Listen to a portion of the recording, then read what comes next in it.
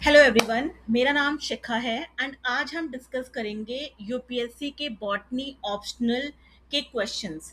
तो ये हम टेस्ट सीरीज शुरू कर रहे हैं जिसके अंदर हम पांच पांच क्वेश्चंस को डिस्कस करेंगे सो दैट आपको आइडिया लग सके कि किस तरह के क्वेश्चंस आते हैं एंड हमें किस तरह के क्वेश्चंस प्रिपेयर करने पड़ेंगे।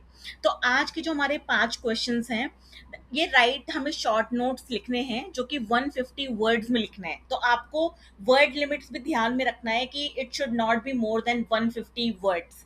ओके, तो जो सबसे पहला क्वेश्चन है that is nuclear pore complex.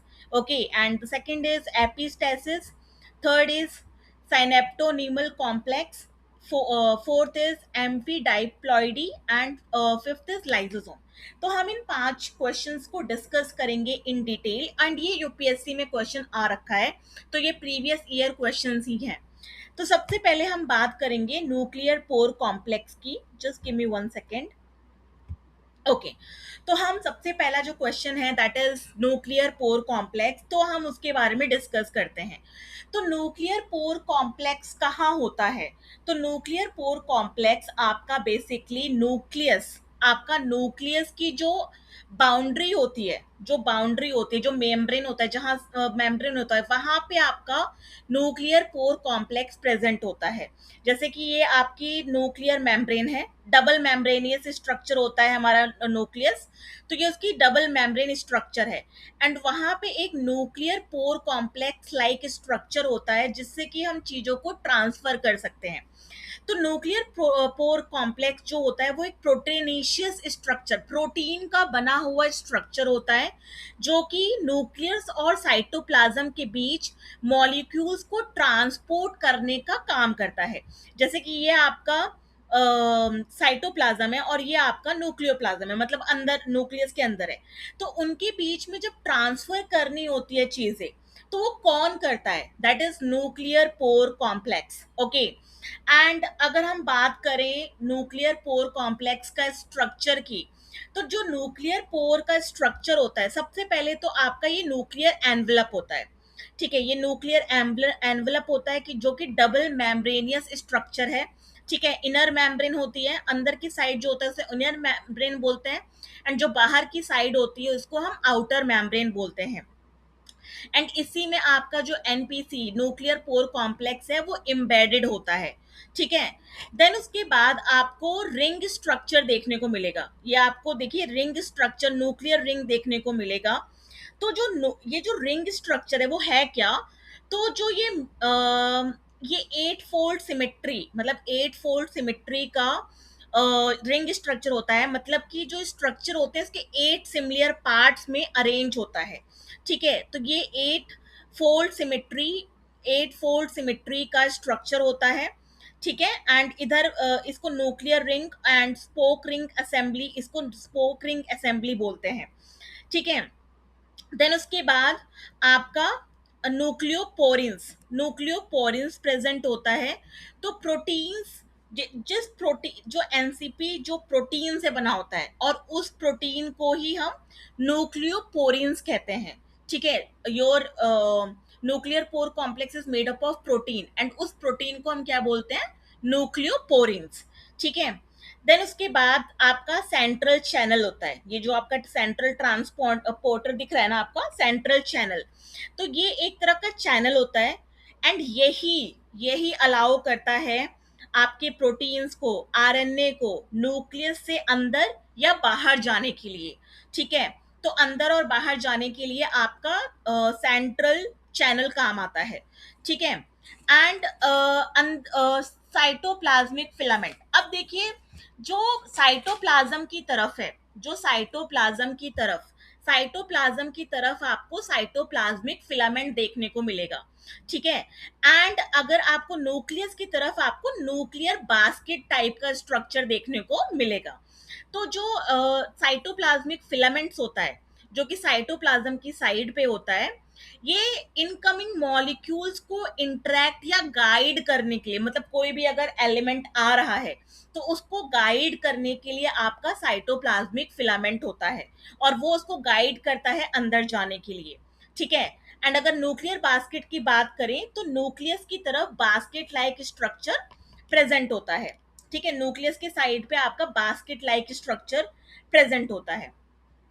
Now अगर हम फंक्शंस की बात करें तो फंक्शंस, ट्रांसपोर्टेशन, तो सबसे बड़ा फंक्शन जो इसका होता है वो होता है ट्रांसपोर्ट का।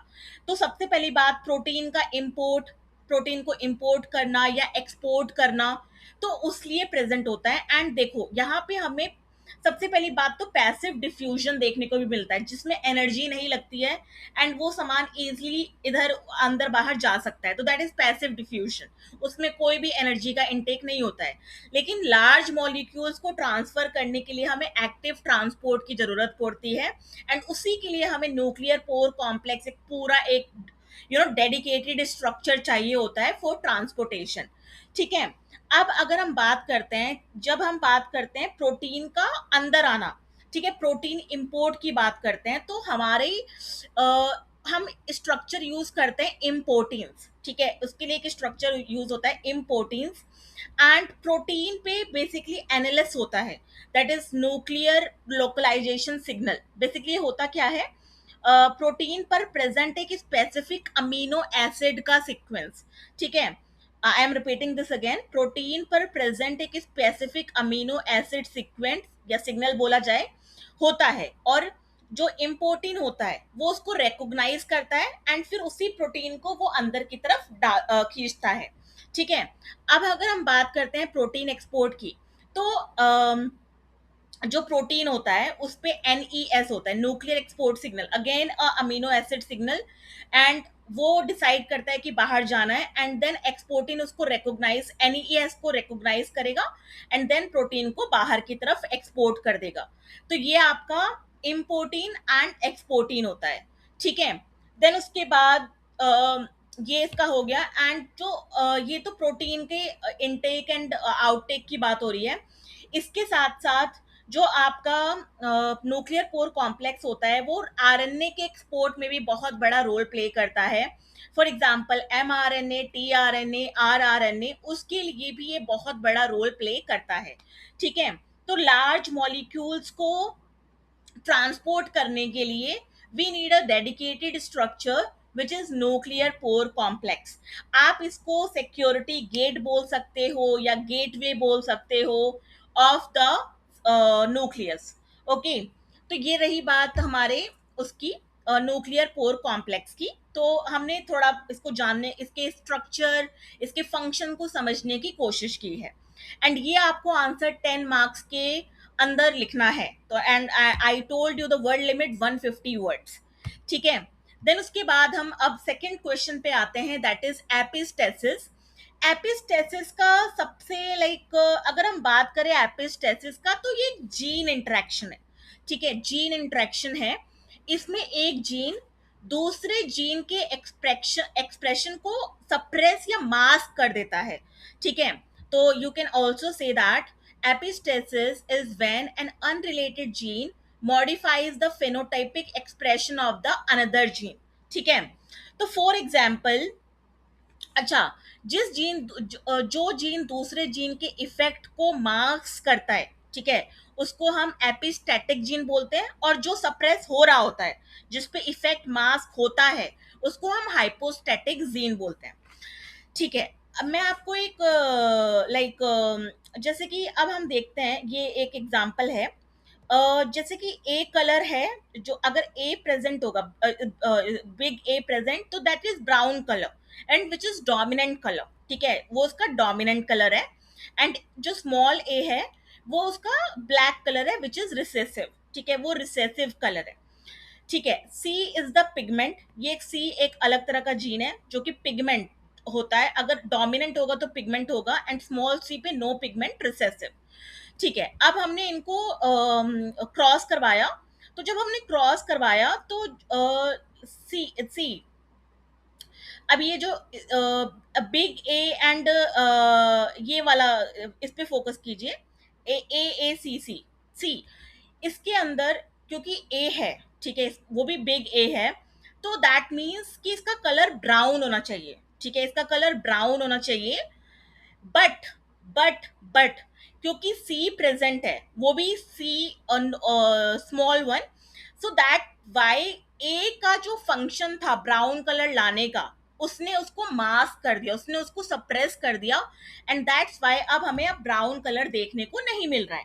तो ए प्रेजेंट है, still you are not getting the brown colour, okay, because she is masking the effect of the A.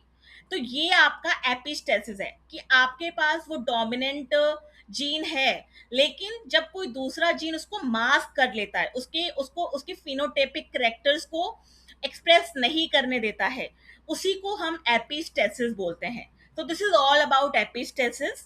Now हम बात करते हैं थर्ड क्वेश्चन की, विच इज साइनेप्टोनिमल कॉम्प्लेक्स, साइनोप्टिमल कॉम्प्लेक्स की बात करते हैं। तो बेसिकली ये होता क्या है, अ, ये एक प्रोटीन स्ट्रक्चर है। मतलब बेसिकली जो साइनोप्टिमल कॉम्प्लेक्स है, ये एक प्रोटीन का स्ट्रक्चर है जो मियोसिस के दौरान homologous chromosome, as you can see these are homologous chromosome, and इनको अटैच करने का काम कर रहा है। ठीक है, एक कॉम्प्लेक्स बना के होमोलोगस क्रोमोसोम को पेयर करने में हेल्प करता है। ठीक है, तो दैट इज योर साइनेप्टोमिनल कॉम्प्लेक्स। ठीक है, एंड ये होता कब है, ये स्टेज किस पे होता है, basically prophase one of the meiosis पे होता है, and that is also pachytene. Pachytene के वक्त ये देखने को मिलता है। ठीक है, तो बेसिकली आपका पेयरिंग में काम करता है ऑफ द होमोलोगस क्रोमोसोम्स की। ठीक है, और यही आपका क्रॉसिंग ओवर में भी हेल्प करता है। नाउ अगर हम बात करें इसकी स्ट्रक्चर की, तो इसके अंदर तीन पार्ट्स होते हैं, मैंने उसका एक फोटो भी लगा रखा है। इसके तीन पार्ट होते हैं, two lateral elements, one central element, and transverse filament connecting them. अब ये आपके सिस्टर क्रोमेटिड्स हैं। ठीक है, ये आपके सिस्टर क्रोमेटिड्स हैं। अब ये ज्वाइन कैसे होते हैं, उसके तीन स्ट्रक्चर हैं। टू लेटरल एलिमेंट, या एक्सियल या लेटरल एलिमेंट बोलिए, यहाँ पे एक लेटरल एलिमेंट, यहाँ पे एक लेटरल एलिमेंट, तो आपके दो लेटरल एलिमेंट होते हैं। सेंटर में आपका एक सेंट्रल एलिमेंट होता है, एंड उन दोनों को जो जोड़ता है that is transfer element, transverse element. And ये आपका, यही आपका साइनोप्टिमिनल कॉम्प्लेक्स है, जो कि दो होमोलोगस क्रोमोसोम्स को जोड़ता है। ठीक है, तो बेसिकली ये इंपॉर्टेंट क्यों होता है, क्योंकि ये रिकॉम्बिनेशन को प्रमोट करता है। ठीक है, ये बेसिकली एक तरह का जिपर है। ठीक है, जिपर है जो कि दो होमोलोगस क्रोमोसोम को ज्वाइन कर देता है टुगेदर, एंड क्रॉसिंग ओवर को फैसिलिटेट करता है। ठीक है, तो that is about this complex. And now let's talk about the fourth one, which is amphidiploidy. ठीक है, एम्फीडाइप्लॉइडी के बारे में अगर हम बात करते हैं, तो वो क्या होता है, फॉर एग्जाम्पल जब दो डिफरेंट स्पीसीज के क्रोमोसोम कंबाइन होकर क्रोमोसोम डबलिंग के बाद फर्टाइल हाइब्रिड बनाते हैं। फॉर एग्जाम्पल फॉर एग्जाम्पल जैसे कि रेफिनस है, उसके अंदर आपका जो लाइक गैमेट्स हैं वो 2n है। ठीक है, 2n=18, एंड ब्रासिका में भी 2n18 है। अब आपने इनकी क्रॉसिंग जब करवाई, तो जो आपका F1 हाइब्रिड होगा, उसमें आपका n+n 9+9 18 हो जाएगा। लेकिन जब आपने इसका डबल फर्टिलाइजेशन करवाया, जब आप इसको दोबारा से करेंगे हाइब्रिडाइजेशन, तब आपका ये जो 2n+2n इक्वल टू 18+18 4n बन जाएगा, इक्वल टू 36। तो एंड दैट इज फर्टाइल। ठीक है, F1 इज स्टेराइल, बट जो आपका एम्फी डिप्लॉइड होगा वो 4n हो जाएगा, एंड वो आपका लाइक वो फर्टाइल भी होगा। ठीक है, तो that is known as your amphidiploidy, और उसको एलोपॉलीपोलाइडी भी बोलते हैं। And why it is important, because it help in plant evolution, ये प्लांट एवोल्यूशन एंड स्पीसिएशन में हेल्प करता है। ठीक है, नाउ हम लास्ट क्वेश्चन 5 क्वेश्चन की बात करते हैं, विच इज लाइजोसोम्स। एंड अगर हम लाइजोसोम्स की बात करते हैं, तो लाइजोसोम्स होता क्या है, ये एक सिंगल मेम्ब्रेन बाउंड ऑर्गेनेल है। ठीक है, सिंगल मेम्ब्रेन स्ट्रक्चर है, एंड इसके अंदर हाइड्रोलिटिक या डाइजेस्टिव एंजाइम्स प्रेजेंट होते हैं, जो कि सेलुलर वेस्ट को ब्रेक डाउन करने के लिए यूज होता है। ठीक है, एंड तो बेसिकली फॉरेन पार्टिकल्स एंड पैथोजोन्स को डिस्ट्रॉय करने में हेल्प करता है। एंड ये काम कब करता है, जब इसका जब इसका इंटीरियर इज एसिडिक, जो कि पीएच इसका 4.5 से लेके 5 तक होना चाहिए। तो basically lysosome is a cell waste disposal and recycling unit होता है। ठीक है, तो ये बेसिकली फाउंड कहाँ पे होता है, एनिमल सेल्स में। And it contain digestive enzymes जो कि हेल्प करता है डाइजेस्ट करने में protein, lipid, carbohydrate and damage cell component. That is about the lysosome. And thank you everyone. I hope you like this session. Please like and subscribe. And next series में हम मिलेंगे जहाँ पे we will discuss 5 more questions. Till then, bye everyone. Thank you for joining.